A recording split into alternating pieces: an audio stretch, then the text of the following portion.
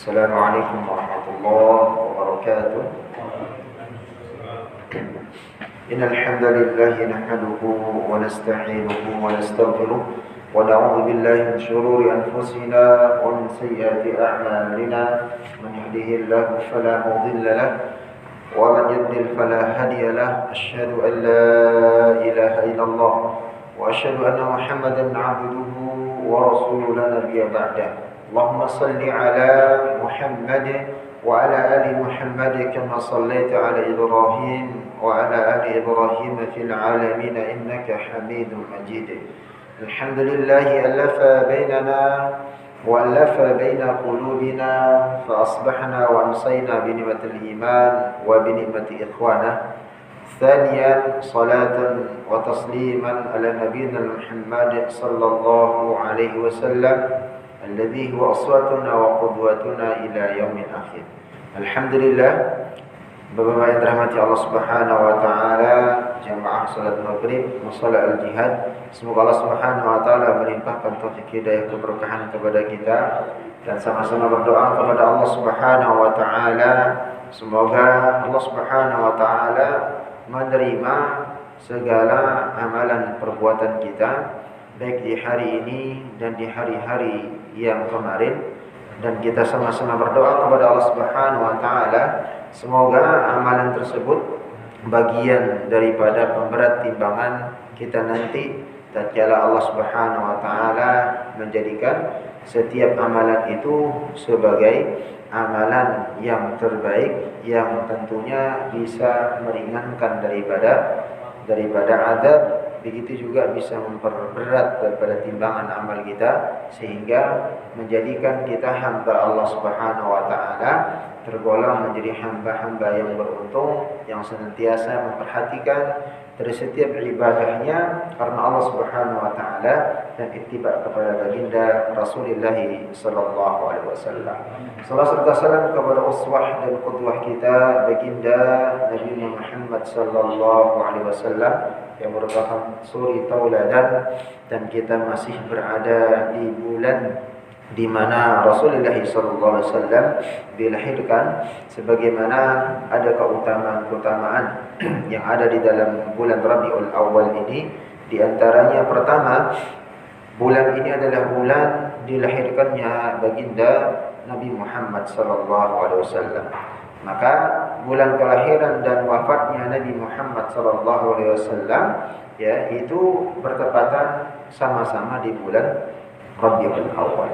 Maka yang pertama lahirnya baginda Rasul yaitu di bulan ini, maka tentunya kita kembali merefleksi bagaimana perjuangan dari Rasulullah sallallahu alaihi wasallam. Begitu juga dengan wafatnya beliau ya, itu juga di bulan Rabiul Awal ini. Lalu yang ketiga, jemaah dirahmati Allah Subhanahu wa taala, apa dari yang bisa kita perhatikan dari keutamaan di bulan Rabiul Awal, yakni momen memperbanyak berselawat kepada baginda Nabi Muhammad sallallahu alaihi wasallam. Jadi memperbanyak salawat. Man shalla salatan wahidatan, barang siapa yang berselawat kepadaku satu kali, kata Rasulullah sallallahu alaihi wasallam, maka Rasulullah sallallahu alaihi wasallam akan memberinya ganjaran 10 kali sekali lipatnya. Maka di sini momentum di bulan ini memperbanyak salawat. Lalu yang keempat, yakni memperkuat keimanan kita kepada Allah Subhanahu wa taala. Jadi memperkuat iman dengan memperingati kelahiran baginda Rasulullah sallallahu alaihi wasallam melalui kajian, ya, menghadiri kajian-kajian, lalu berzikir, memperbanyak tilawah, ya, begitu juga menjaga daripada salat sunnah. Ya. Lalu berikutnya yang kelima, jemaah dirahmati Allah Subhanahu wa taala, tidak kalah pentingnya adalah meneladani akhlak mulia baginda Rasulullah sallallahu alaihi wasallam. Ya, salah satunya adalah akhlak, ya, amalan perbuatan beliau yang sekarang bab yang kita masuk ini, bagaimana Rasulullah sallallahu alaihi wasallam dan para sahabat memperlakukan jenazah tatkala dimandikan, dikafani, disolati dan lalu diantarkan ke kuburannya atau ke makamnya.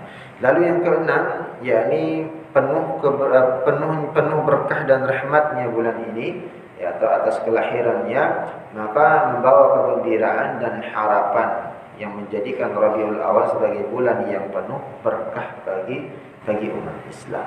Lalu yang ketujuh, ya, mengingatkan amalan kebaikan atau meningkatkan, memperbanyak amalan kebaikan di bulan ini. Lalu yang kedelapan, momen untuk merenungi sejarah Islam, baik semenjak Rasulullah SAW itu diutus, ya, dari kelahirannya, ya, lalu berikutnya dari nasabnya dan seterusnya, ya, begitu juga dengan bagaimana perjuangannya semenjak, ya, beliau ditinggalkan oleh ayahnya, lalu berikutnya ditinggalkan oleh ibunda tercintanya, lalu diasuh oleh oleh kakeknya dan pamannya, kakeknya meninggal, lalu dibesarkan dan dibela oleh pamannya sampai, ya, akhir hayat pamannya, tapi Allah Subhanahu wa taala berkehendak lain, ya, sehingganya pamannya Abu Thalib atau Abdul Muthalib pamannya, ya, mirip namanya.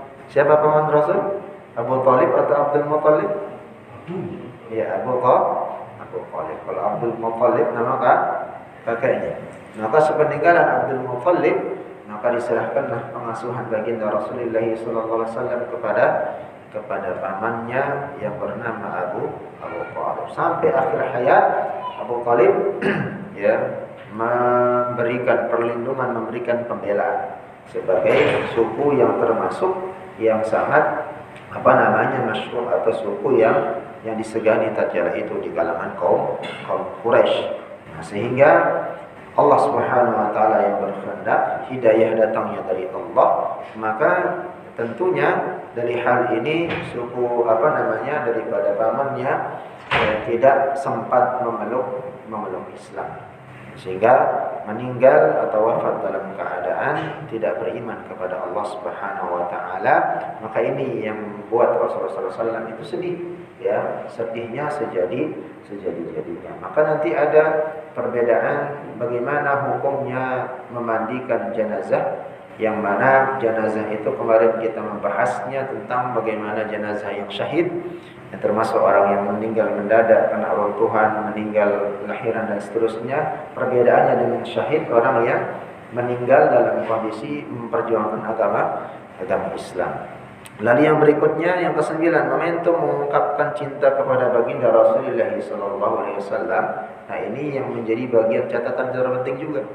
Jadi cara mengungkapkan kecintaan kita kepada Rasulullah SAW, ya, tentunya kita ittiba kepada apa yang dicontohkan oleh baginda Rasul, baik itu dari perbuatan, perkataan, begitu juga dengan setiap ketetapan yang diajarkan oleh baginda Rasulullah SAW, menghidupkan sunnahnya. Lalu yang terakhir, kesempatan mendapatkan rahmat Allah dengan datangnya bulan ini, ya, melalui dengan berbagai macam amalan seperti memperbanyak selawat, berbuat kebaikan, yang mendapat meraih rahmat dan ampunan Allah Subhanahu wa taala. Maka kita sudah mulai di penghujung bulan Rabiul Awal ini. Maka jemaah Subhanahu wa taala, salah satu meneladani atau cara meneladani baginda Rasulullah SAW, ya, sesuai dengan bab kita saat sekarang ini, bagaimana cara dan tentunya, ya, Rasulullah SAW mencontohkan, ya, jenazah itu diperlakukan. Tatkala sudah ditetapkan meninggal, maka kemarin kita sudah menjelaskan, sudah kita membahas hadis-hadisnya, dalilnya dan seterusnya, ya, tentang bagaimana, ya, perlakuan terhadap jenazah setelah meninggal. Lalu maksud kepada pengurusan jenazah, ya, atau proses pemakamannya, ya, maka bagaimana dan apa syarat daripada jenazah itu dimandikan, ya, maka memandikan jenazah ini hukumnya adalah fardu kifayah. Maka Imam Asy-Syafi'i, ya, begitu juga Imam Ahmad, Ibnu Hazm mendapatkan bagian tubuh itu dimandikan dan disalati. Maka kita tatkala kita memandikan sebuah jenazah yang utuh, ya, ada lengkap, ya, dari kepala sampai ujung kaki, maka umum kita mendapatkan hal tersebut, ya, artinya kita menemukan atau sebagai pelaku memandikan jenazah atau menyaksikan. Lalu bagaimana kalau ada jenazah yang mana kena ledakan atau runtuhan gitu ya, ya atau kena tabung gas sehingga kepalanya terpisah, kakinya terpisah, badannya terpisah. Ya, mana bagian yang harus atau mungkin ada sebagian daripada anggota badannya itu tidak lengkap. Apakah harus menunggu badannya lengkap dulu diketemukan baru dimandikan? Nah, ini juga perlu kita ketahui. Maka di sini ya, pertama jenazah yang wajib dimandikan dan yang tidak ya, diwajib dimandikan. Maka jenazah yang wajib dimandikan adalah jenazah seorang muslim yang tidak syahid di dalam peperangan. Ya. Jadi jenazah yang wajib dimandikan adalah jenazah seorang muslim yang syahid termasuk ya atau tidak syahid ya di dalam peperangan.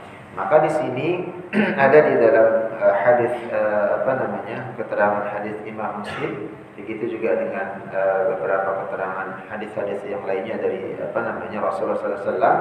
Jadi syahid itu dibagi menjadi dua. Ada syahid yang disaksikan hanya para malaikat saja. Ya, ada syahid yang disaksikan oleh malaikat dan makhluk Allah termasuk manusia. Maka mana di antara kedua ini yang wajib dimandikan dan tidak dimandikan? Maka syahid yang termasuk ya dilihat hanya malaikat saja itu dinamakan syahid akhirat. Lalu kalau syahid itu memperjuangkan agama Allah, ya, dia membela agama Allah di medan perang, maka itu disebut dengan syahid dunia dan akhirat. Ya, disaksikan oleh malaikat dan disaksikan oleh juga manusia atau makhluk Allah. Maka tatkala syahidnya itu dunia dan akhirat, maka ini yang tidak wajib dimandikan dan dikafani. Ya, jadi hanya dimakamkan dengan baju yang dipakai. Akan tetapi tatkala syahid akhirat saja disaksikan oleh malaikat seperti orang tenggelam, ya termasuk tabrakan, termasuk ditindih, gempa, enggak ada yang nyaksiin. Hanya malaikat yang menyaksikan di sakaratul maut. Gitu ya. Tapi tatkala di medan perang, ya, dia bertemu dan seterusnya disaksikan malaikat dan disaksikan oleh manusia. Maka ini sama pengurusannya seperti jenazah atau orang yang wafat pada umumnya yang bukan syahid, gitu ya, yang meninggal bagian secara wajar, maka dimandikan, dikafani dan seterusnya sama. Maka ini yang juga harus kita harus ketahui. Jadi ada dua. Jadi syahid itu syahid akhirat, ada yang syahid dunia dan akhirat, dan perlakuannya berbeda, gitu ya. Nah ini jemaah yang dirahmati Allah Subhanahu Wa Taala. Maka perbedaannya tatkala seorang memandikan jenazah yang tidak utuh, ya, tatkala bagian badan yang sebagian tidak ketemu, misalnya kena tsunami, kena gempa, terus terpotong dan seterusnya, tertindih dan yang lainnya, atau kena ledakan dan seterusnya, sebagian badan apakah harus menunggu sampai dia utuh? Maka di sini ada pendapat para ulama Imam Madzhab Asy-Syafi'i, Imam Syafi'i, Ahmad dan Ibnu Hazm berpendapat bahwa bagian tubuh itu dimandikan dan disolati. Jadi yang ditemukan saja yang dimandikan dan disolati. Kalau memang mengalami kesulitan untuk mencari bagian tubuh yang lain, maka yang ada saja. Itu pendapat Imam Syafi'i, Imam Ahmad dan Ibnu Hazm. Lalu Asy-Syafi'i, Imam Syafi'i berkata, ya, kami mendapatkan berita bahwa pada waktu perang Jamal, ya, jadi ini menukil ke menyampaikan Imam Syafi'i, ya, jadi pada waktu perang Jamal, ya, seekor burung menjatuhkan sepotong tangan dari syuhada tatkala itu kaum muslim di Mekah. Ya, pemilik tangan itu dapat mereka kenali dari cincin yang ada di salah satu jarinya. Jadi para sahabat melihat cincinnya, ternyata ini salah satu pasukan daripada kaum muslimin. Ya, lalu tangan itu mereka mandikan, ya, dan salatkan. Saat itu jumlah sahabat ikut mensalatinya. Ya, jadi seekor burung mengambil, ya, burung bangkai itu, ya, kalau sudah orang perang biasanya burung bangkai sudah mulai datang, ya, ngambil potongan-potongan, ternyata jatuh di tengah kota Mekah. Dan itu ditandai, ternyata ada cincinnya, dan itu salah seorang pasukan muslim, dan itu dimandikan, ya, lalu disolati, ya, walaupun jenazahnya tidak ditemukan atau habis misalnya. Maka ini pendapat dari Imam Syafi'i. Maka Imam Ahmad juga berkata, ya, dari Abu Ayyub menasihati sepotong kaki dan sepotong kaki, ya begitu juga dengan Umar mensalati tulang belulang. Ya, maka ini ada beberapa pendapat yang ambil daripada sahabat. Ibnu Hazm juga menyampaikan, ya bagian tubuh yang ditemukan hendaklah disolati, jadi tetap dimandikan dan dikafani kecuali jika dia mati syahid.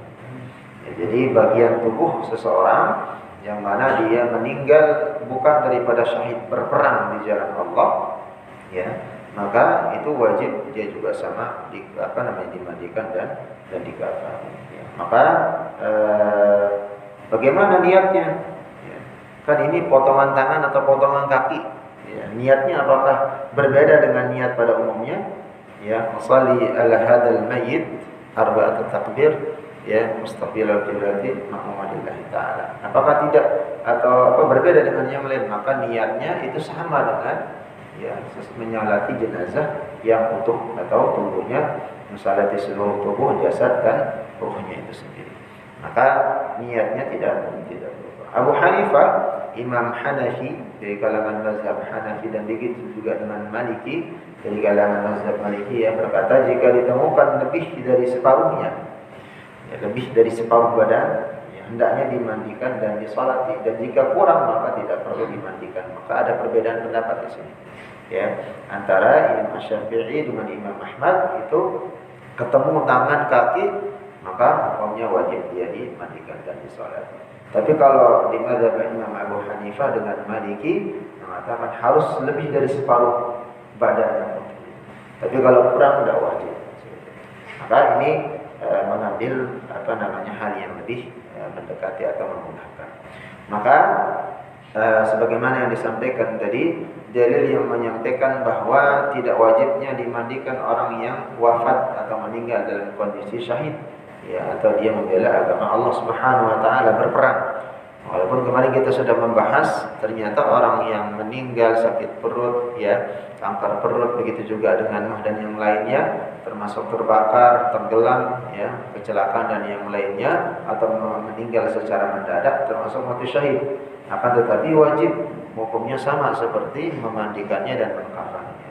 Nah, berbeda tatkala seseorang itu dia meninggal dalam kondisi syahid, yang mana berjuang di jalan Allah Subhanahu, syahid dunia dan akhirat, maka tidak diwajibkan untuk dimandikan. Sesuai dengan hadis baginda Rasulullah SAW menyampaikan, yang mana diriwayatkan oleh Imam Ahmad, la tughassiluhum, ya, janganlah kalian memandikan mereka, ya.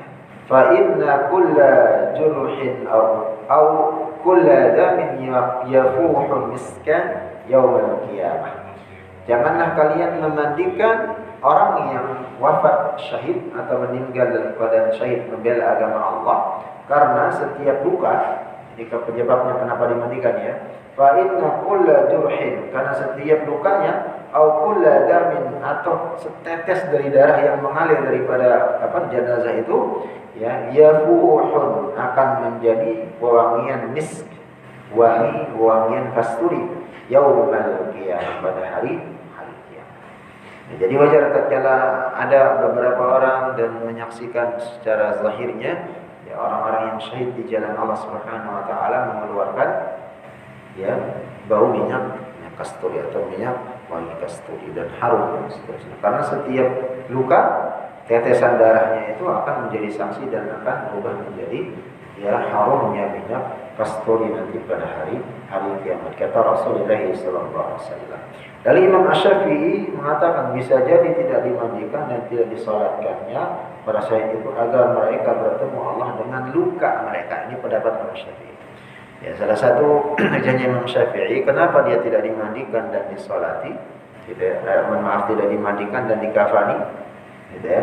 Karena supaya mereka itu bertemu langsung dengan Allah dengan bukti luka-luka, ya, begitu juga dengan darah yang mengalir dalam tubuh. Maka karena itu darah mereka akan menjadi wewangian nanti di hari-hari biasa. Maka istimewaan yang diberikan Allah itu menjadikannya tidak perlu juga disolati bahkan, ya. Jadi keistimewaan itu menyebabkan mereka tidak perlu juga disolati. Ya, jadi itu luar biasanya orang yang mati syahid. Maka jamaah subhanahu wa ta'ala, para syuhada yang dimandikan dan disolati sebagaimana tadi kita membahasnya adalah orang-orang yang syahid di jalan Allah. Ya, bagian daripada ketentuannya ada dua perkara tadi. Yang pertama, ada dalil yang menyampaikan bahwa di antaranya orang-orang dimandikan dan disolati Rasulullah SAW memandikan orang-orang yang ya masih hidup tatkala beliau Rasulullah SAW itu masih hidup, ya, masih memandikan jenazah yang mana saja. Dan tatkala beliau menyampaikan kepada Umar, ya Utsman, begitu juga sahabat yang mulia Ali, ya, mereka termasuk orang-orang yang syahid. Umar, ya Utsman dengan Ali, ya itu termasuk dimandikan walaupun syahid di jalan Allah Subhanahu wa taala. Maka di sini Rasulullah SAW menyampaikan dalam hadisnya yang pertama, yang oleh Jabir bin Utaik, ya Rasulullah SAW bersabda, "Asyhadatu sab'un siwal qatli fi sabilillah." Selain mati di medan perang, ada 7, ya, ada 7 macam mati syahid. Selain meninggal atau mati di medan perang, ada 7 yang termasuk mati syahid. Yang pertama, al-mat'unu syahidun. Orang yang meninggal kena taun, ya seperti Covid dan yang lainnya, kena wabah, itu termasuk syahid. Wal ghariqu syahidun. Begitu juga orang yang termasuk ya mati tenggelam, ya itu termasuk juga bagian daripada mati dalam kondisi syahid. Wa sahibu dzatil janbi syahidun. Begitu juga orang yang mati karena luka di lambungnya termasuk, ya itu dikategorikan sebagai mati syahid.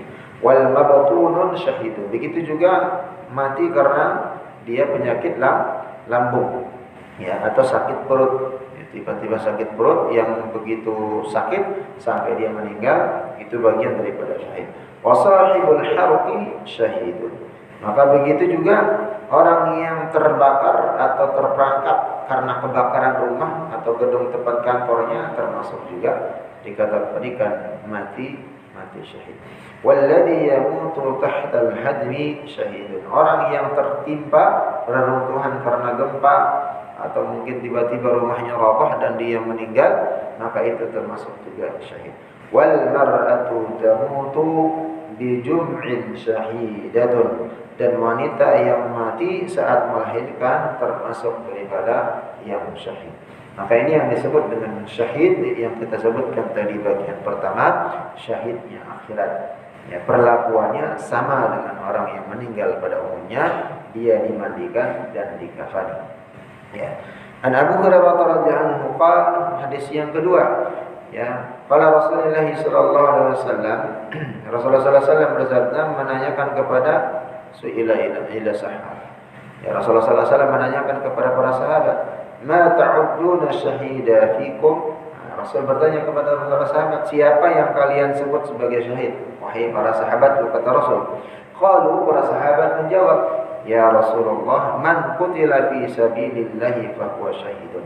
Siapa saja orang yang meninggal dalam kondisi dia berjuang di jalan Allah, berperang, maka itu termasuk mati syahid. Ya, maka Rasul mengatakan qal inna syuhada ummati idzal qalil. Kalau begitu, ya, berarti kalau hanya meninggalnya karena peperangan, kata Rasul, maka ya inna syuhada yang termasuk syahid itu di antara ummati idza la qalil, sangat sedikit sekali. Jadi kalau di zamannya Rasul, ya meninggal dalam kondisi dia berperang maka syahid. Tapi kalau itu menjadi patokan dikatakan mati syahid, maka sedikit sekali umatku yang termasuk dalam golongan orang yang syahid. Kalau cuma begitu aja kata Rasul. Ya. Maka di sini kita sekarang sudah aman kondisinya, tidak ada peperangan, tidak ada ini dan seterusnya. Ya. Bagaimana cara dia dimasukkan dalam kondisi syahid, itu maksudnya Rasulullah SAW. Kalau hanya gara-gara peperangan saja disebut dia syahid, maka sedikit sekali umatku dikategorikan atau mendapatkan predikat syahid. Nah, maka Rasul menyampaikan kepada para sahabat dan para sahabat menjawab, Ya, lalu jawaban itu kembali lagi disampaikan oleh Rasulullah SAW. Oh, sedikit sekali kalau cuma batasannya adalah orang yang berjuang karena Allah Subhanahu Wa Taala dengan berperang.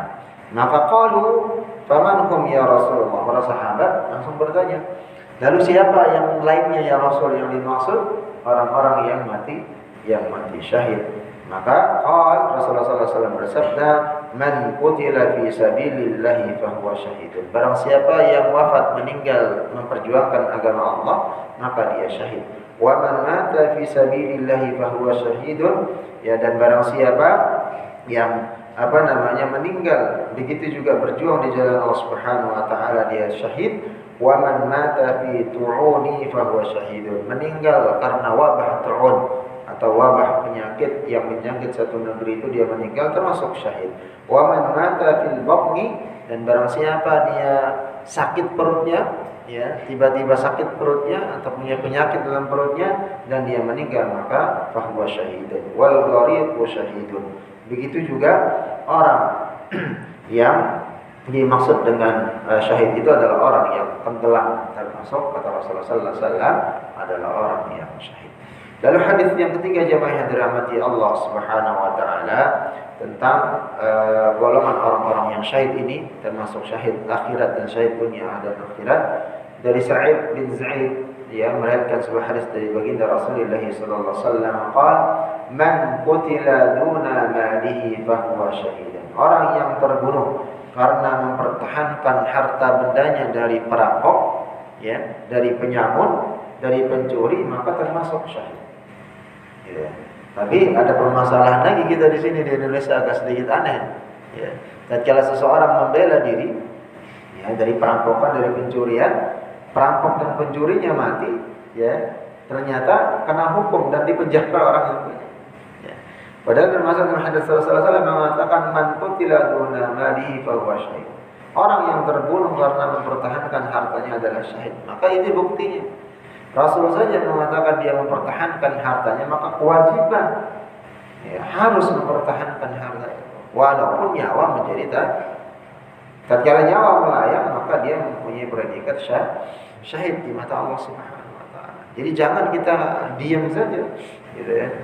Harus dipertahankan walaupun hukum dunia misalnya menjadikan bagian daripada kita akan terkena nanti hukum tatkala kita lebih unggul atau lebih kuat dari si pencuri atau orang yang akan merampas harta. Tetapi kewajiban kita harus mempertahankan itu, karena itu adalah hak kita. Wa man qutila duna damihi fahuwa syahid. Kata Rasulullah SAW, orang yang terbunuh karena mempertahankan nyawanya adalah syahid. Jadi orang yang dizalimi, yang mempertahankan nyawanya, ya, tatkala seseorang menzaliminya atau menghardik atau melawannya dan seterusnya, ya, maka itu dia meninggal termasuk juga dalam kondisi wafat, dalam kondisi syahid. Wa man qutila duna dinihi fahuwa syahidun. Kata Rasulullah SAW, lalu yang ketiga, orang yang terbunuh karena membela agamanya adalah syahid. Bukan hanya berperang saja melawan orang-orang kafir, tapi tatkala dia meyakini bahwa Allah Subhanahu wa taala yang patut disembah dan dia melaksanakan salat yang 5 waktu, begitu juga dengan rukun Islam, rukun iman dan seterusnya, lalu dia dimusuhi oleh saudaranya sendiri, ya, lalu dia dikeroyok, meninggal dalam kondisi syahid, ya, maka ini bagian daripada yang disampaikan oleh baginda Rasulullah SAW. Wa man qutila duna ahlihi fahuwa syahidun. Dari yang terakhir jemaah Allah Subhanahu wa taala, orang yang terbunuh karena membela keluarganya adalah syahid. Jadi membela keluarga dari orang-orang yang akan menyakiti dan seterusnya, dan dia terbunuh, baik itu membela orang tuanya, membela saudaranya atau kerabatnya, maka termasuk dia meninggal dalam predikat syahid di mata Allah Subhanahu wa taala. Jadi ini hadis yang menerangkan beberapa selain daripada 7 tadi yang disampaikan oleh baginda Rasulullah SAW dan kategori orang-orang yang meninggal dalam dipredikatkan menjadi syahid. Jadi selain dari 7 itu, yakni adalah orang-orang yang mempertahankan hartanya, ya, tatkala akan dirampok. Begitu juga orang-orang yang terbunuh karena mempertahankan nyawanya, jadi membela diri, ya, dari kezaliman orang atau orang yang tidak suka terhadapnya. Lalu berikutnya adalah yang ketiga, orang yang terbunuh karena membela agamanya. Adalah syahid, bukan membela agamanya dia semata-mata berperang. Akan tetapi membela keyakinan. Dan orang-orang yang terbunuh karena membela keluarganya adalah orang yang termasuk mati dalam kondisi syahid. Lalu berikutnya jemaah subhanahu wa ta'ala, apa hukumnya jenazah orang-orang yang kafir? Tatkala dia meninggal, apakah harus dimandikan? Begitu juga dikafani dan diurus oleh orang muslim. Maka kaum muslimin tidak memiliki kewajiban memandikan, begitu juga mengkafani yang mensalatkan orang-orang kafir. Akan tetapi beberapa ulama memperbolehkannya. Beberapa ulama memperbolehkannya.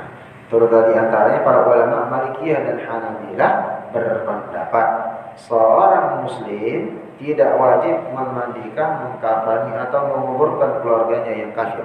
Ini termasuk keluarga jadi itu pendapat para ulama Malikiyah dan Hanbali dari kalangan keluarga. Ini maksudnya orang-orang kafir yang bukan di luar tapi ternyata bagian daripada keluarganya dia. Misalnya ada keluarga kita keluar murtad atau menikah atau mungkin bagian daripada yang lain masuk ke agama yang lain dan dia kafir, tidak melaksanakan sholat lagi, zakat, begitu juga dengan haji dan yang lainnya rukun iman, rukun Islamnya, maka keluar dari Islam. Maka menurut ulama Malikiyah dengan Hanabilah Hanbali, seorang muslim tidak wajib memandikannya atau memandikan keluarganya yang sudah kufur atau murtad atau dia kafir. Baik itu memandikan, mengkafaninya atau dan juga menyolatkannya, termasuk menguburkannya, kecuali jika dikhawatirkan hilang atau dia rusak. Jika demikian wajib itu. Jadi kalau dia khawatir gak ada yang ngurus jenazahnya, khawatir hilang nanti dimakan binatang buas, binatang burung dan seterusnya, maka di sana wajib hukumnya dimakamkan supaya tidak nanti menimbulkan penyakit. Maka kenapa sebenarnya salah satunya Bapak rahmat Allah Subhanahu wa taala, kebetulan saya dekat juga di Lombok itu dengan orang-orang saudara-saudara kita yang Hindu, tatkala meninggal itu dibakar. Supaya sesuai dengan keyakinan mereka, tinggal abunya dan nanti abunya yang dihanyutkan. Nah, ternyata salah satu penyebabnya luar biasanya agama kita ini Islam. Yang lebih steril justru bukan pembakaran, habis abunya itu masih bisa menimbulkan penyakit, kuman dan segala macamnya yang tidak bisa dideteksi. Tapi tatkala sudah dikuburkan, maka tanah itu mensterilkannya semua, tidak bisa dari pembusukan, dari mayat tersebut dan seterusnya itu muncul ke permukaan dan menimbulkan penyakit. Maka perlakuan jenazah yang terbaik itu menurut penelitian tatkala dia sudah terkubur di dalam tanah, maka seketika Allah Subhanahu wa taala dengan kebesarannya, dengan molekul yang ada di tanah dan seterusnya itu bisa mensterilkan. Maka itu salah satu fadilahnya juga. Kenapa tatkala kita dijilat oleh anjing terutama? Karena menurut penelitian ternyata air liurnya anjing itu memiliki bermacam beribu-ribu protozoa dan bakteri yang bisa membahayakan. Berbeda dengan kucing dan seterusnya. Jadi kucing lebih steril walaupun ada, tapi anjing lebih berbahaya. Maka di sana kita di dalam mazhab Syafi'i berapa kali dibasuh? Berapa kali dibasuh? Kalau dijilat oleh binatang buas dan binatang yang najis 7 kali. Salah satu di antara pembasuhannya menggunakan dengan tanah. Tujuannya tadi supaya mensterilkan daripada bekas air liurnya. Maka ini jemaah subhanahu wa ta'ala itu kekuasaan Allah Subhanahu wa ta'ala. Maka syariat umat Islam itu tidak ada cerita harus dimakamkan dan dikuburkan. Harus dimakamkan dan dikuburkan. Maka di sini jemaah subhanahu wa ta'ala tatkala meninggal andai tolan keluarga yang sudah kafir atau yang tidak beriman kepada Allah, maka menurut ulama Malikiyah dan Hanabilah itu tidak wajib dimandikan, mengkafaninya, menyolatkannya, begitu juga menguburkan. Berdasarkan hadis yang diriwayatkan oleh Imam Ahmad, Abu Daud, Nasa'i dan Baihaqi bahwa Ali radhiyallahu anhu ya berkata, aku diperintahkan kepada Nabi sallallahu alaihi wasallam ya bahwa paman dia yang sudah tua renta ya Abu Thalib yang sudah meninggal dikabarkan oleh Ali ya. Lalu tatkala itu Rasulullah sallallahu alaihi wasallam menyampaikan, idhab fawari abaka, pergilah kuburkan ayahmu ya.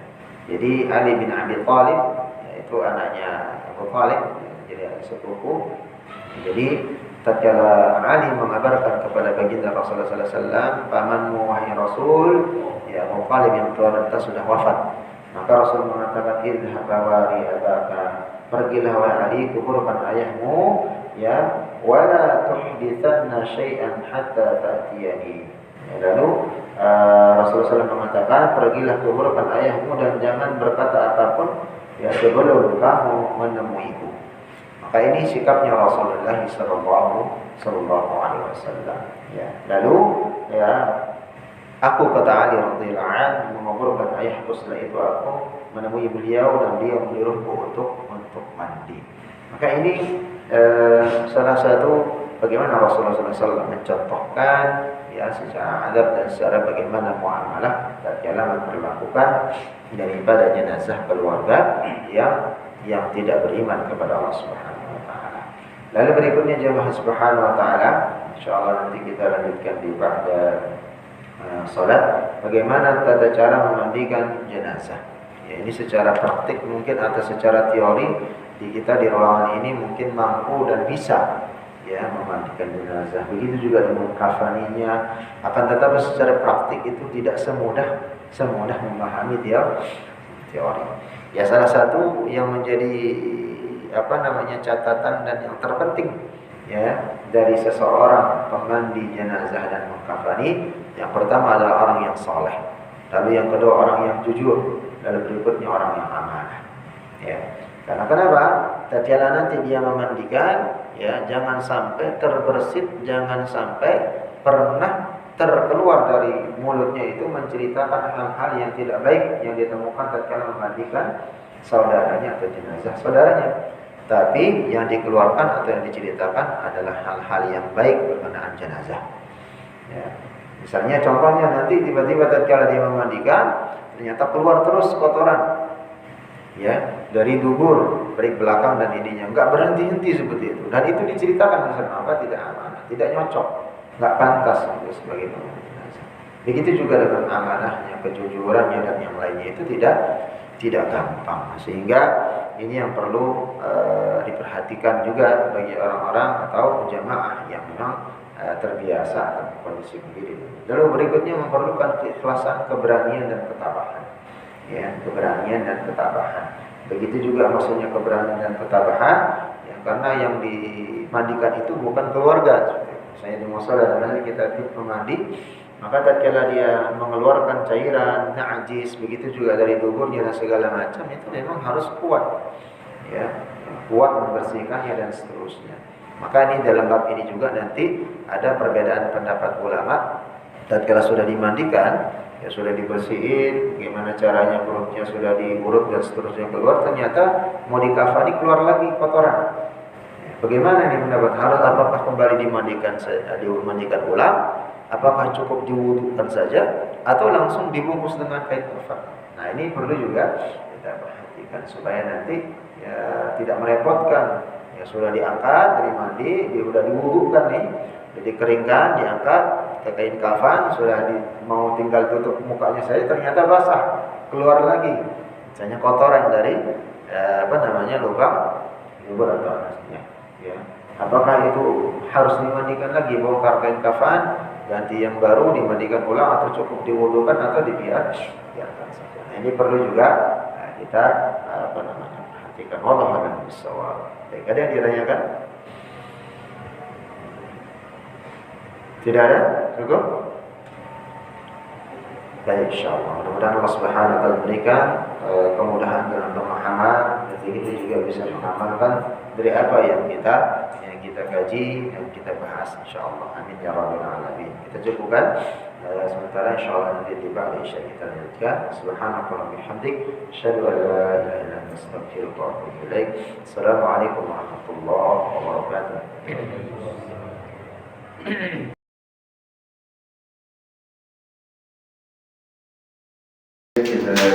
Bismillahirrahmanirrahim. Assalamualaikum warahmatullahi wabarakatuh. Alhamdulillah nahmaduhu wa nasta'inuhu wa nastaghfiruh wa na'udzu billahi min shururi anfusina wa min sayyiati a'malina. Amma ba'd. Allah Subhanahu wa ta'ala jamaah salat maghrib dan isya bersama jihad. Kita melanjutkan sedikit dari kajian kita dari mengenai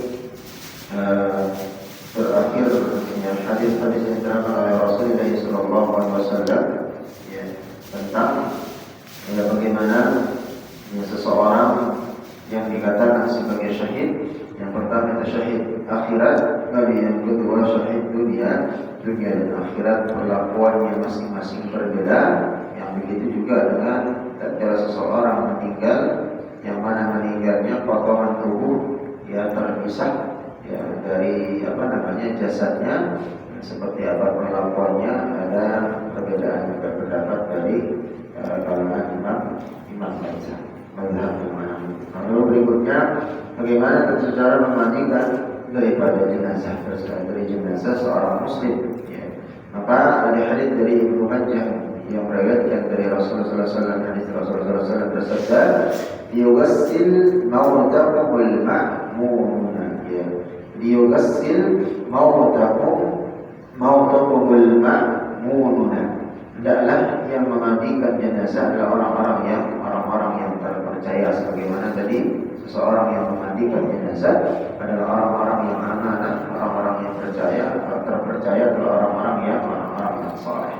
Maka wajib hukumnya berniat karena ia terpanggil untuk memandikan jenazah saudara seimannya. Maka ini menjadi bagian daripada keharusan syarat yang dimiliki seorang yang memandikan jenazah. Maka hendaknya bagaimana caranya? Yang pertama, ini mulai dari perut, yang di perut, dengan perlahan, yang memijat perut sehingga supaya mengeluarkan daripada najis dan kotoran yang dari si mayit. Maka ini bagian daripada cara yang disampaikan oleh baginda Rasulullah SAW. Ketika membersihkan auratnya, hendaklah memakai sarung tangan, karena menyentuh aurat walaupun sudah menjadi mayit, sudah menjadi jenazah, tidak bernyawa lagi, itu hukumnya haram. Jadi menyentuh aurat saudara muslimnya, itu walaupun sudah menjadi mayit tetapi masih hidup, itu hukumnya haram.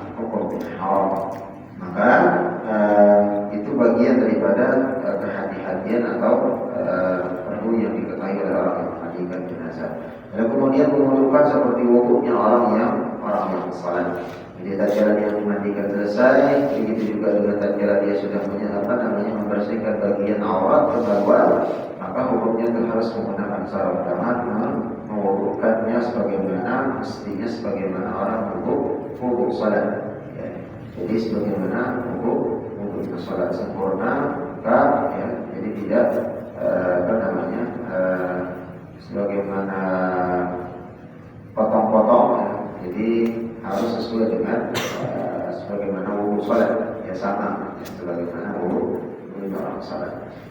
Ini dalilnya di Rasulullah SAW menyampaikan, ibda'na bima yaminiha wa mawadhi'il wudu'i minha. Mulailah dengan bagian yang kanan dan anggota wudunya. Jadi tetap anggota wudu yang dimulai seperti wudu pada umumnya, yang mulai dari sebelah kanannya. Jadi kanan dulu, baik itu bagian anggota wudu, baru ke yang bagian kiri. Maka tertibnya sama. Tertibnya sama. Maka ini juga harus diperhatikan, bukan mulai dari kiri atau sembarangan dan seterusnya. Maka berikutnya juga ada aturan yang berapa kali dia diguyur air. Apakah sekali saja, 2 kali, 3 kali, 4 kali, 5 kali sampai 10 kali atau digosok-gosok seperti kita mandi. Maka di sini setelah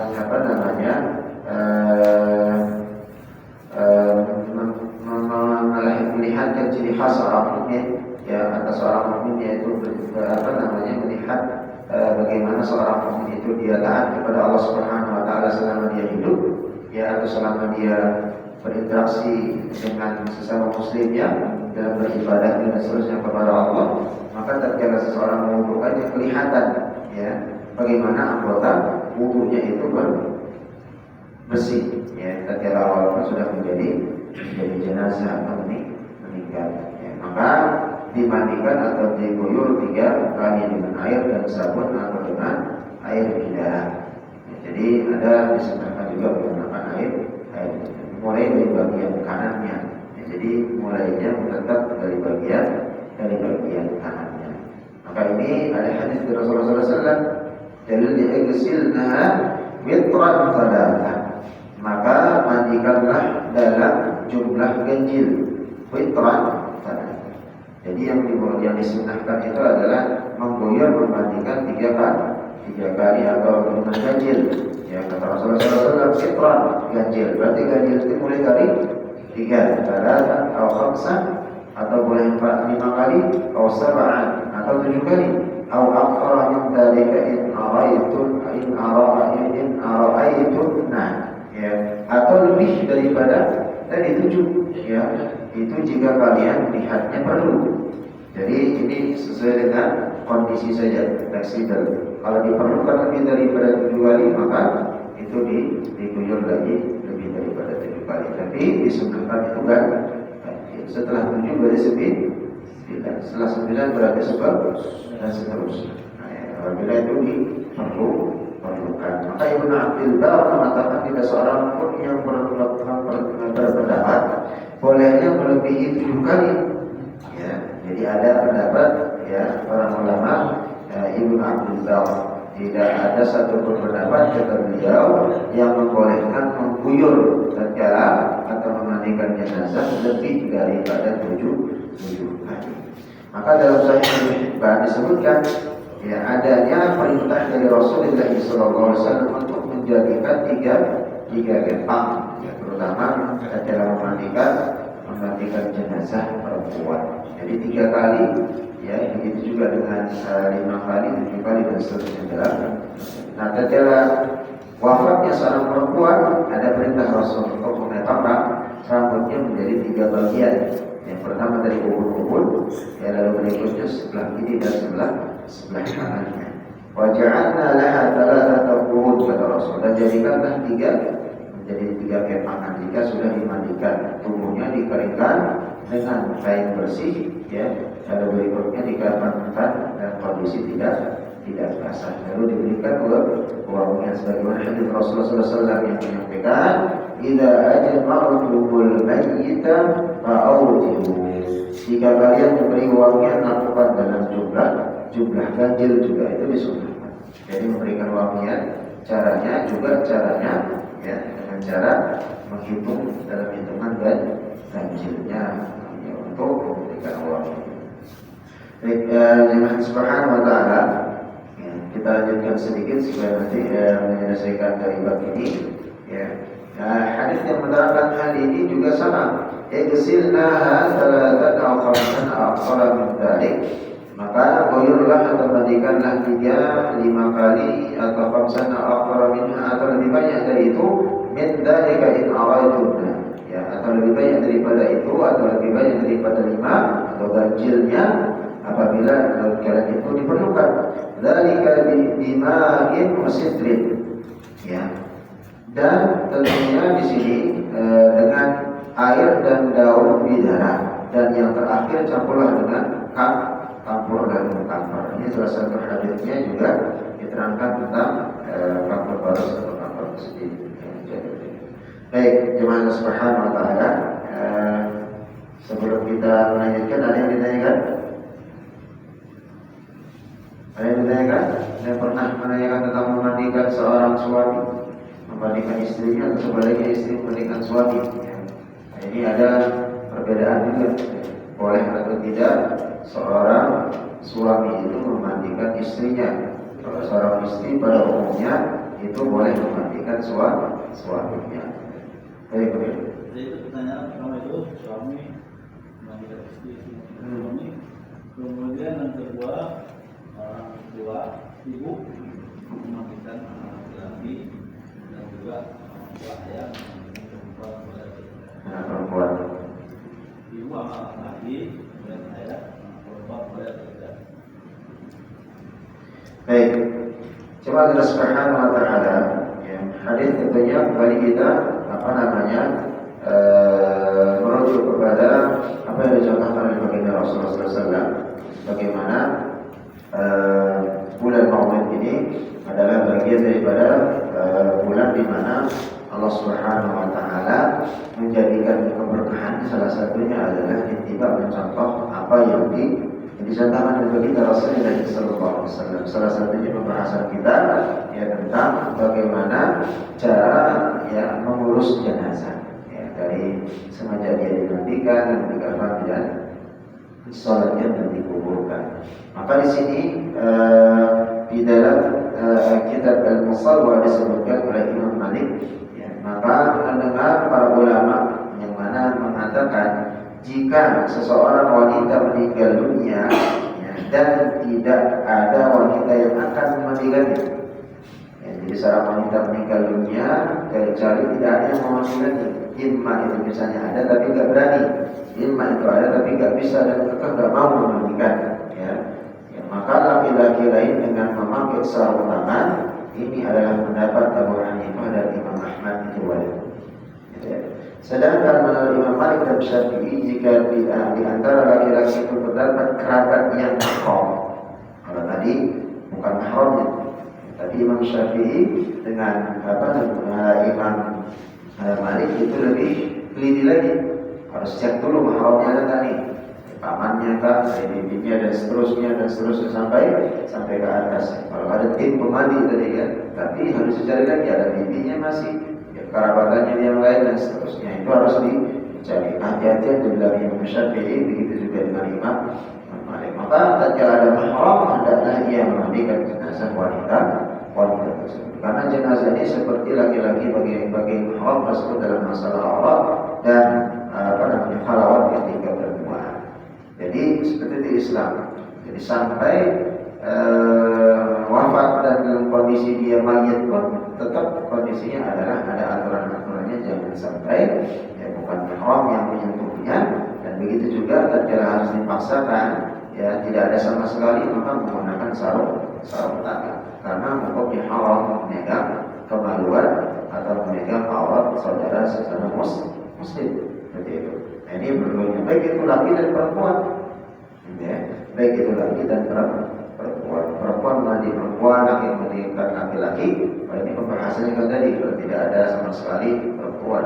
Begitupun juga tatkala laki dengan laki-laki, perempuan dengan perempuan tatkala dimandikan, maka hukumnya wajib dia menggunakan sarung tangan karena tatkala nanti membasuh. Namun bagaimana seorang suami memandikan istrinya atau sebaliknya seorang istri memandikan suaminya? Begitu juga dengan mahram, tadi dengan ibu ya atau suami dan seterusnya dengan anak-anaknya. Maka para ulama fikih sepakat semua para ulama fikih imam itu dari kalangan Syafi'iyah, Hanabilah, Malikiyah dan Hanafiyah ya, wanita boleh memandikan suaminya. Seorang wanita boleh memandikan suaminya. Dasarnya bagaimana? Aisyah pernah berkata, jika waktu bisa berulang jenazah Nabi Sallallahu Alaihi Wasallam tidak dimandikan kecuali oleh para istrinya. Itu kata Aisyah. Jadi kalau waktu berulang maka jenazahnya Rasulullah Sallallahu Alaihi Wasallam itu dimandikan oleh para istri beliau. Maka ini bagian daripada dalil pertama. Maka jumhur ulama membolehkan berdasarkan riwayat Darul Qutni yang kuat, dan begitu juga dengan Imam Baihaqi bahwa Ali memandikan Fatimah radhiyallahu anha, dan Rasulullah SAW juga bersabda kepada Aisyah. Pernah Rasulullah SAW bersabda kepada Aisyah, apa sabdanya? Lau muti qadri, seandainya engkau meninggal Aisyah duluan, kata Rasul, "Tabasal tuki wa kafaiti." Maka aku akan memandikanmu dan mengkafanmu. Tapi ternyata Allah berkehendak lain. Rasul yang wafat terlebih dahulu. Maka ini sudah ada Rasul menunjukkan seperti itu. Ya. Maka tatkala seorang suami meninggal, istri yang memandikan. Tetapi Rasul pernah menyampaikan seandainya Aisyah duluan meninggal, maka Rasul yang akan memandikan. Maka dua-duanya itu.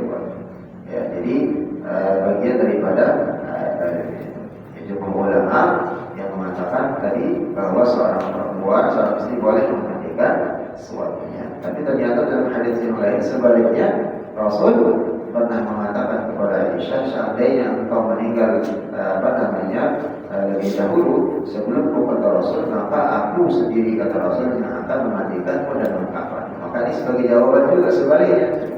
Ya. Maka ada pendapat yang lain, perbedaan ikhtilaf dari kalangan ulama Hanafiyah berpendapat bahwa Hanafi saja seorang suami tidak boleh memandikan istrinya. Kalau tadi seorang istri memandikan suaminya itu jumhur ulama sepakat semuanya mengatakan boleh.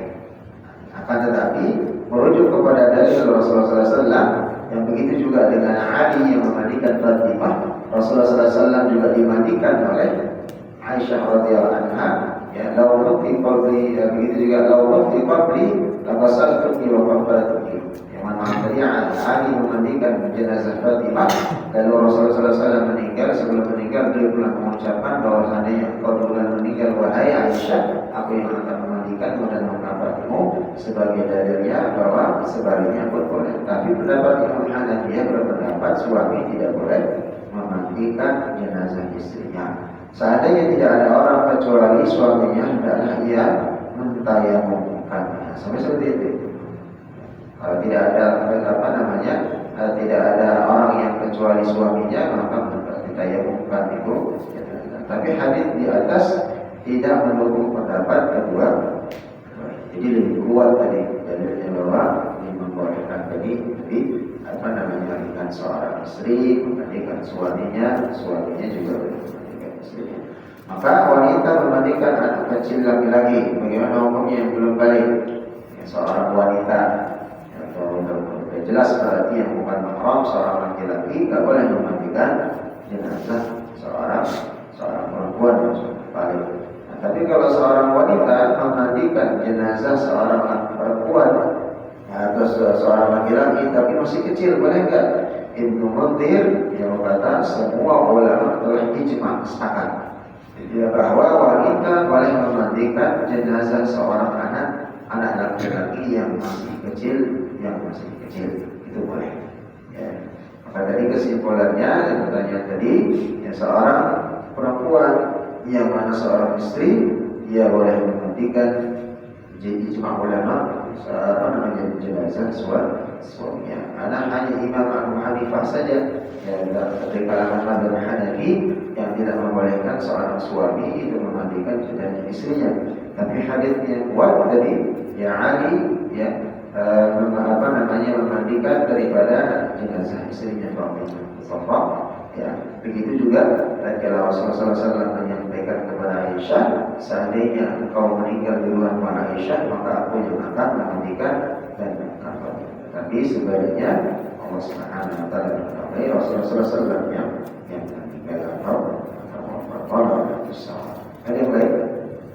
Kalau anak perempuan memandikan kayaknya atau anak laki-laki memandikan ibunya.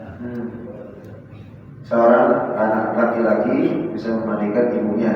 Begitu juga seorang anak bapak misalnya memandikan anak perempuannya atau sebaliknya. Maka ini kembali lagi kepada tadi yang dalil seorang istri boleh memandikan suami. Apakah dia mahram? Mahram tak? Suami istri. Mahram tak? Secara nasab tidak. Kalau mahram tidak boleh nikah. Oh gitu. Ya kan? Mahram enggak?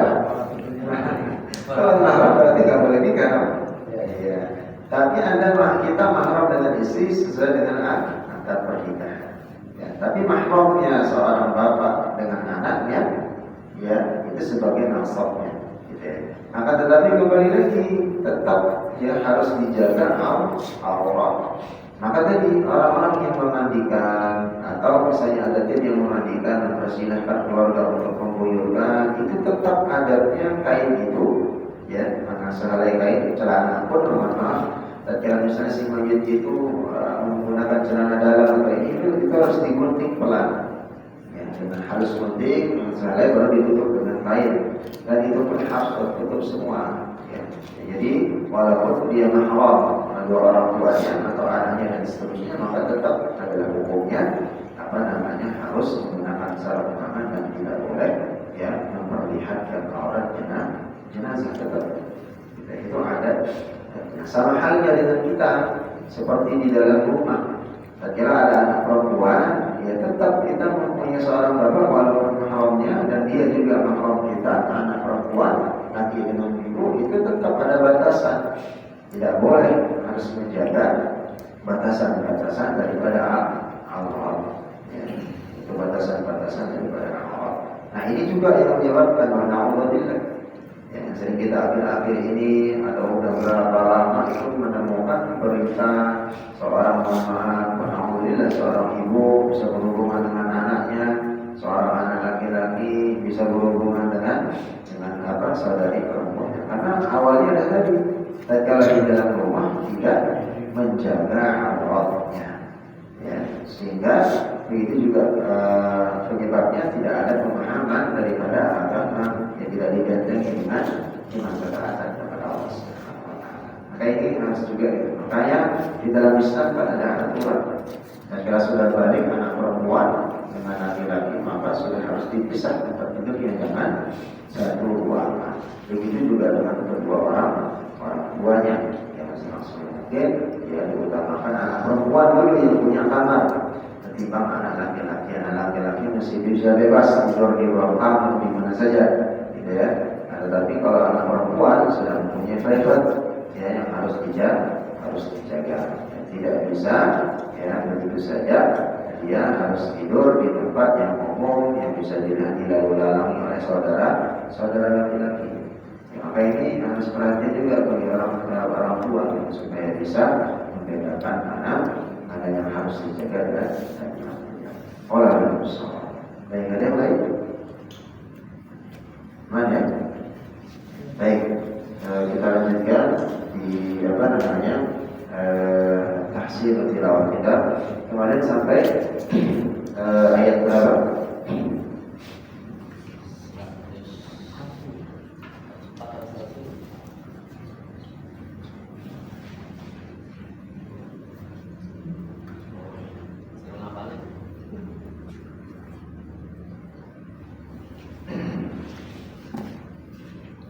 Ada yang dicatat apa?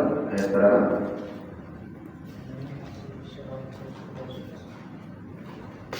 Setelah At-Tarawih ya.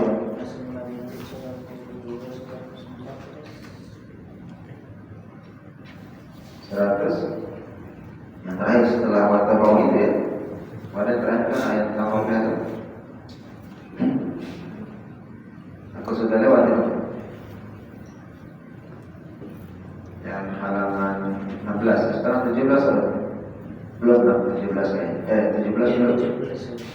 Masa 17 kan. Kemarin saya tugas untuk membaca di rumah mengulang di 102 sampai dengan 105. Karena bisa kita kembali. Kita review dari 102 sampai dengan 105. Nah, ingat tempat wakafnya berhentinya mulainya insyaallah. Jadi kita sama-sama dari tahun dan al-basmalah. A'udzu billahi minasy syaithanir rajim. Bismillahirrahmanirrahim. Sama-sama dari tahun 1, 2, 3. A'udzu billahi minasy syaithanir rajim. Bismillahirrahmanirrahim. Wattaba'u sama-sama. Wattaba'u ma tatlu asy-syayatin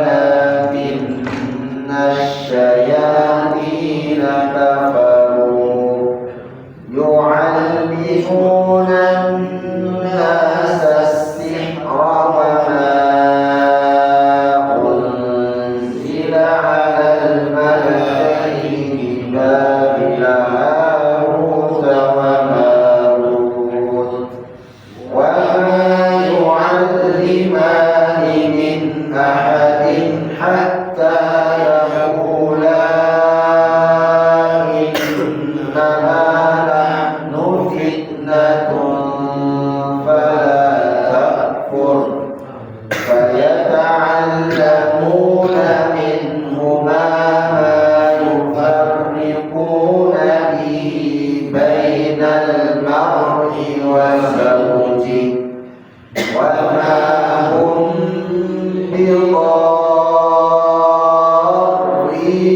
به من أحد إلا بإذن الله ويتعلمون ما يضرهم ولا ينفعهم ولقد علموا لمن اشتراه ما له في الآخرة من خلاق ولبئس ما شروا به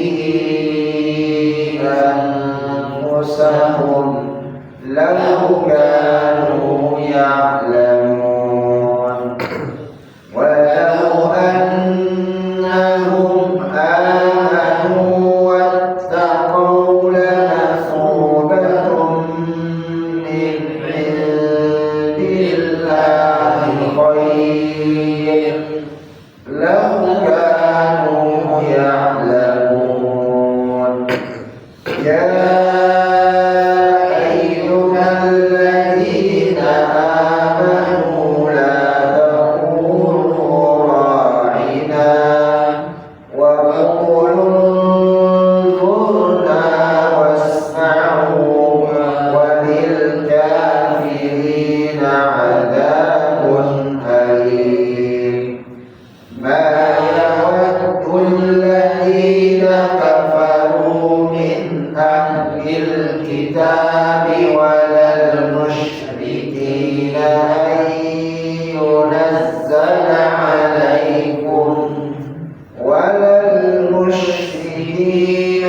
أن ينزل عليكم من خير من ربكم والله يختص برحمته من يشاء والله ذو الفضل العظيم.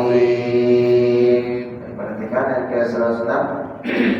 ما ننسخ من آية أو ننسها نأتي بخير منها أو مثلها. Sama-sama.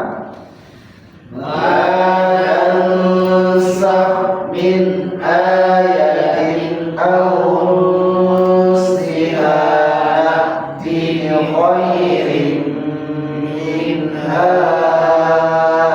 أو مثلها ألم تعلم أن الله على كل شيء قدير. ألم تعلم أن الله على كل شيء قدير. ألم تعلم أن الله له ملك السماوات والأرض. ألم تعلم أن الله له ملك السماوات والأرض وما لكم من دون الله من ولي ولا نصير وما لكم من دون الله من ولي ولا نصير. Nah, di sini ditahan. وما لكم من دون الله من ولي ولا نصير. وما لكم من دون الله من ولي ولا نصير. أم تريدون أن تسألوا رسولكم كما سئل موسى من قبل أم تريدون أن تسألوا رسولكم كما سئل موسى من قبل ومن يتبدل الكفر بالإيمان فقد ضل سواء السبيل ومن يتبدل الكفر بالإيمان فقد ضل سواء السبيل. Jadi وَمَنْ يَتَبَدَّلِ الْكُفْرَ بِالْإِيمَانِ Rohnya tak panjang. Begitu juga dengan فَقَدْ ضَلَّ سَوَاءً langsung ya. وَمَنْ يَتَبَدَّلِ الْكُفْرَ بِالْإِيمَانِ فَقَدْ ضَلَّ سَوَاءَ السَّبِيلِ Sebulan. ومن يتبدل الكفر بالإيمان فقد ضل سواء السبيل. وَدَّ كَثِيرٌ مِّنْ أَهْلِ الْكِتَابِ لَوْ يَرُدُّونَكُمْ مِنْ بَعْدِ إِيمَانِكُمْ كُفَّارًا وَوَدَّ كثير من أهل الكتاب لو يردونكم من بعد إيمانكم كفارا من بعد ulang dari belakang min ba'di imanikum kuffaran hasadan min 'indi anfusihim من بعد إيمانكم كفارا حسدا من عند أنفسهم min 'indi anfusihim min ba'di ma tabayyana lahumul haqq من عند أنفسهم من بعد ما تبين لهم الحق. haqq. Nah, karena tasdid ya. Jadi masuk dulu berapa pola? Haqq. Ya. Sekali lagi inti 1 2 3. من عند أنفسهم من بعد ما تبين لهم الحق. فاعفوا واصفحوا حتى يأتي الله بأمره فاعفوا واصفحوا حتى يأتي الله بأمره إن الله على كل شيء قدير إن الله على كل شيء قدير. Baik, kita ulang dari mana? Sama-sama dari Al-Basmalah 1, 2, 3 ingat tempat pokok dan mulainya. Bismillahirrahmanirrahim. Ma nansakh min ayatin aw nunsiha na'ti bi khairin minha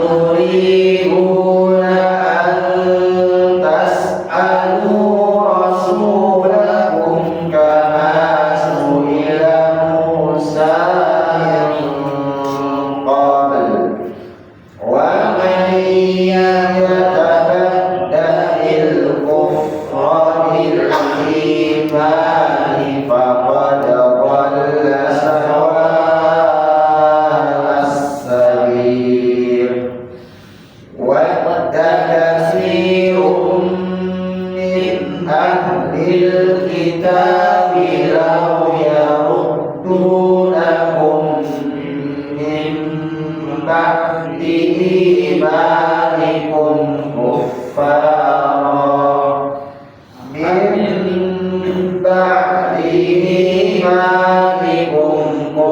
كفارا حسدا من عند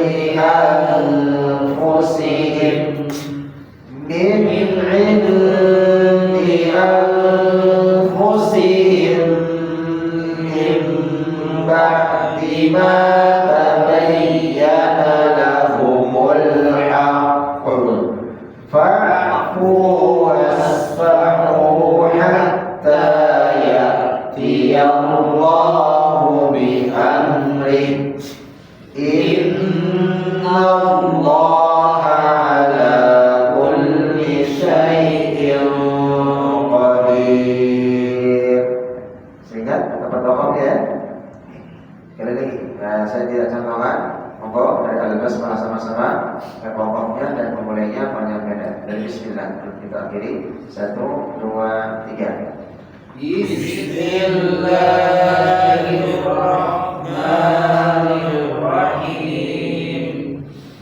Ma nansakh min ayatin aw nunsiha na'ti bi khairin minha aw misliha. Alam ta'lam anna Allaha ala kulli syai'in qadir. Ya, terus. Alam ta'lam jelaskan. Alam ta'lam sekali lagi sama-sama. Alam ta'lam anna Allaha lahu mulkus samawati wal ardh wa ma lakum min dunillahi min waliyyin wala nasir. Am turiduna an tas'alu rasulakum kama su'ila Musa min qabl wa man yatabaddalil kufra bil imani faqad dhalla sawa'as sabil. Wadda katsirun min ahlil kitabi law yaruddunakum min ba'di imanikum kuffara hasadan dari mana tadi? Min ba'di imanikum. Sama-sama ba'di. Min ba'di imanikum kuffaran hasadan min indi anfusihim min ba'di ma tabayyana lahumul haqq wa'fu wasfahu hatta ya'tiyallahu bi amri inna Allaha ala kulli syai'in qadir. Baik, alhamdulillah. Insyaallah nanti di apa namanya lagi-lagi di rumah, silakan dilanjutkan, coba dibaca sampai ada untuk pokoknya insyaallah. Karena ada jam 8 lebih ya, 8 lebih 7 insyaallah. Kecukupan, sama-sama baca alhamdulillah, sama-sama berdoa kepada Allah Subhanahu Wa Taala. Allahumma shalli ala Muhammad wa ala ali Muhammad kama shallaita ala Ibrahim wa ala ali Ibrahim fil alamin innaka Hamidum Majid. اللهم اغفر لنا ذنوبنا اللهم اغفر لنا ذنوبنا وذنوب والدينا وارحمهم كما ربونا صغارا اللهم اغفر للمسلمين والمسلمات والمؤمنين والمؤمنات الاحياء منهم والاموات ويا قاضي الحاجات يا حي يا قيوم برحمتك نستغيث اصلح لنا شأننا كله ولا تكلنا الى انفسنا طرفة عين يا مقلب القلوب ثبت قلوبنا على دينك ثبت قلوبنا على طاعتك اللهم تقبل دعاءنا اللهم تقبل من كل اعمالنا اللهم تقبل تلاوتنا من تلاوة القرآن اللهم تقبل صلاتنا وصيامنا وقيامنا وركوعنا وسجودنا وتضرعنا يا ذا الجلال والإكرام يا حي يا قيوم برحمتك نستغيث اصلح لنا شأننا كله ولا تكلنا إلى أنفسنا طرفة عين اللهم رب الناس أذهب البأس اشفنا وأنت شافع اشفنا وأنت شافع لا شفاء إلا شفاء لا يغادر سقما اللهم انصر الإسلام والمسلمين في كل مكان وفي كل زمان يا أرحم الراحمين اللهم انصر الإسلام والمسلمين خصوصا في غزة يا ذا الجلال والإكرام بحقكم يا أرحم الراحمين ربنا آتنا في الدنيا حسنة وفي الآخرة حسنة وقنا عذاب النار والحمد لله رب العالمين. Kesalahan ya benar dengan Allah Subhanahu wa taala. Assalamualaikum warahmatullahi wabarakatuh. Waalaikumsalam.